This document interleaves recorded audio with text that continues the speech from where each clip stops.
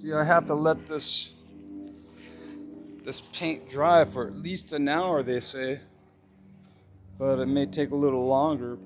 I put a pretty liberal application on it, which is better.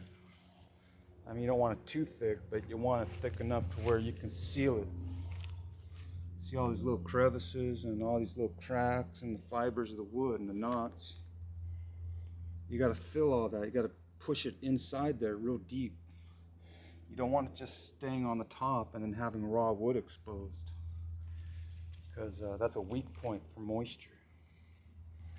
So you got to seal it, and then you put your layers on top of that. Actually, it takes about two liberal coats to seal raw wood. After that, then it's just protective barriers, additional film of paint layers. So ideally, probably two sealer coats, two primer coats, and then 3 or 4 top coats will give you good protection.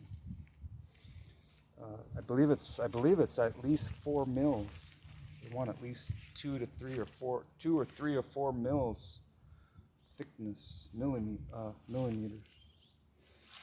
But yeah, see this old paint right here? Uh, there's probably debris in there from the wood, so I don't really want to pour it back into that container and corrupt it, because this is nice and clean.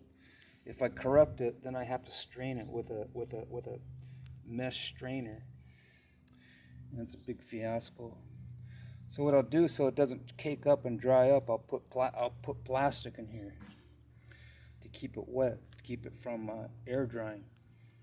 Then I'll wrap my little applicator in plastic, because if I put it in water, then I gotta wring it out.